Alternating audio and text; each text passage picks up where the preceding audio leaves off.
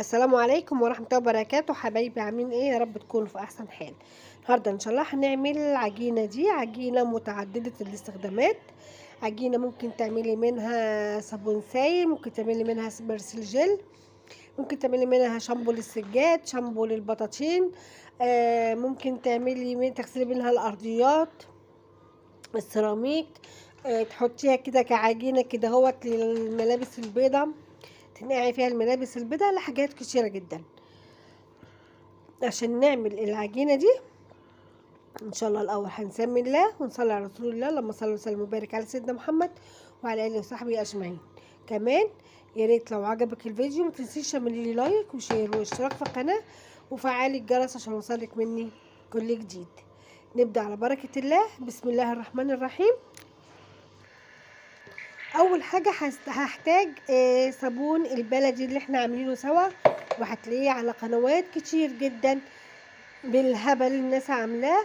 ما تنسيش تعمليه، ما ترميش الزيت المستعمل عندك، ينفعك في حاجات كتير جدا، فايدة لبيتك ولحياتك.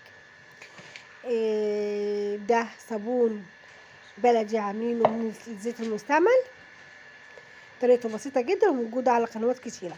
بشرة الصابونة هما دول كانوا يعني صابونتين كبار زي اللي وريتهم لكم من شوية.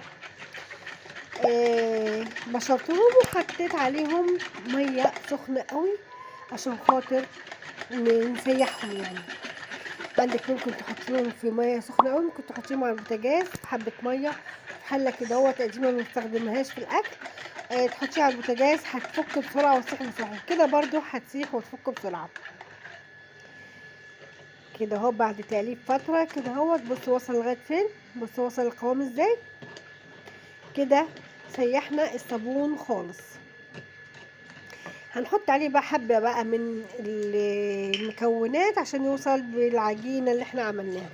اولا طبعا هي مية سخنة قوي كنت حاطة عليها عشان خاطر تسيح الصابون كده، وهنبدأ بقى نحط مية ساقعة عشان خاطر الصابون يتقل تاني. المية السخنة طبعا بنخليها نسيحاه، المية الساقعة هتخليه يتقل تاني ويركز تاني. كده انا حطيت حبة مية، وهنحط مية تاني مع التقليب بقى حاجة حاجة.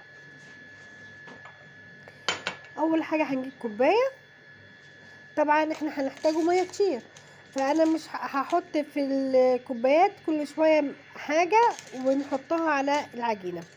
كده دي معلقه من الكربوناتو، هتقلبي كويس. كل حاجه هتحطيها هتقلبيها كويس. طبعا احنا ندوبوها في الميه الاول عشان ننزليها على الصابون تكون دايبه وكويسه. دي كوبايه من الكربوناتو او معلقه من الكربوناتو في نص كوبايه ميه. بصي الكربوناتو اول ما حطيته على الصابونه مسكت شويه ازاي، بصي الصابونه عملت ازاي اول ما حطيت عليها الكربوناتو. هنحط بقى ايه باقي المواد التانية حاجه حاجه، بس طبعا حاجه كل ما تحطي حاجه هتقلبيها كويس. قلبي الخليط كويس عشان يمتزج مع بعض والكربوناتو الباقي يفك. في نص كوبايه تانية هنحط ده دنكار. الدنكار ده طلع حاجة يعني حاجة جامدة قوي في التنظيف، يا سلام في الغسيل الأبيض ولا في الملابس، تطلع بقى التساخات وتطلع دهون، وخصوصا لو عندك أطفال صغيرة البقع والكلام ده كله. هنا حطينا معلقة من الدنكار، ويعتبر كمادة حافظة برضو للعجينة اللي انت عاملاها، أو لو حطيتيها في أي نوع صابون تعتبر مادة حافظة لأي حاجة.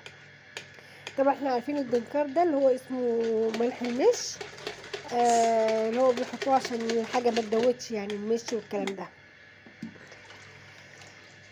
هنحط برضو هنا دي برضو نص كوبايه ميه، وهنحط لها ده ما يعادل معلقه صغيره من الملح. الملح الطعام بتاعنا، الملح الطعام بتاعنا يعتبر تعقيم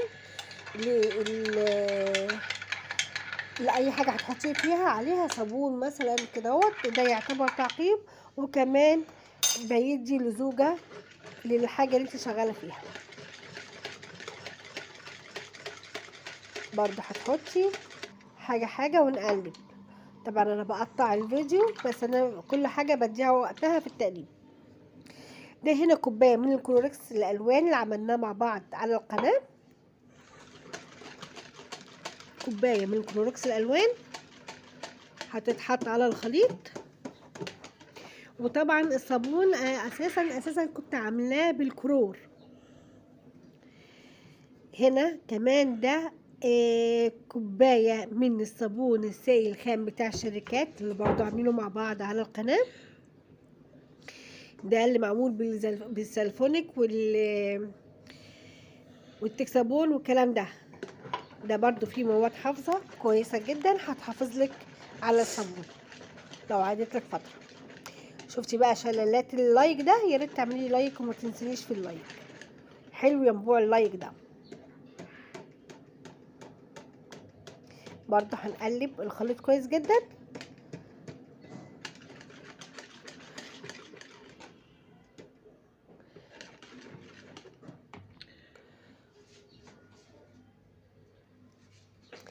الخليط ده عملت منه بص بوريك تخيل ده كده كل ده ولسه دافي، لسه مسقعش. اول ما هيبرد هتشوفي الزوجه بتاعته والتقل بتاعه بقى عامل ازاي، عجينه بجد يعني. عملنا منه برسيل جل، هننزله ممكن بعديه او قبل ده مش عارفه هنزله امتى، بس انا عملته في نفس اليوم بعد ما خلصت على طول. خدت منه شويه وعملت برسيل الجل، وهعمل منه كمان صابون سائل اطباق وقت تاني ان شاء الله. بص ده اللي فوق الوش ده كده رغاوي من كتر كده. الصابونه كانت جميله جدا، عامله رغاوي فظيعه. الصابونه دي تحفه اللي عملناها مع بعض بالكلور ده كده اهوت. وهسيبه لسه يرتاح يبرد كده اهوت ساعتين 3، وتشوفي اللزوجه بتاعته بعد كده، وتشوفي ازاي التقل بتاعه بقى عامل ازاي. كده انا بوريكي تقليب. اهم حاجه برضو التقليب، ومش محتاج لهاند بلندر ولا خلاط ولا اي حاجه. ده كده اهوت انا بوريهولك. انا قلتلك انا خدت منه عملت البرسيل جيلي ده. الحبه اللي فضلوا ده بص ده كده بعد 4-5 ساعات. شوفي تقل وعمل ازاي. انا هنا هحطه في علبه وهشيله لحين الاستخدام. طبعا هاخد منه واعمل منه حاجات كتير قوي. بصي اللزوجه بتاعته بقت عامله ازاي بعد ما برد، يعني تقرصيه كده اهوت، يعني حاجه معتبره. كده هنحطه وهتغطي، لازم نغطيه عشان خاطر اعمل منه اي حاجه. زي ما قلنا ممكن تعمل منه البرسيل، صابون السائل، شامبو سجاد، شامبو بطاطين، تحطيه في الغساله كده اهوت مع المسحوق اللي بتحطيه، تنقعي فيه الغسيل الابيض. حاجه جميله جدا. متنسيش بقى في اللايك والاشتراك، لو مش مشتركه يسعدني اشتراكك، وفعلي الجرس عشان يوصلك مني كل جديد. كده الفيديو بتاعنا خلص. شكرا على المتابعة، والسلام عليكم ورحمة الله وبركاته. في امان الله.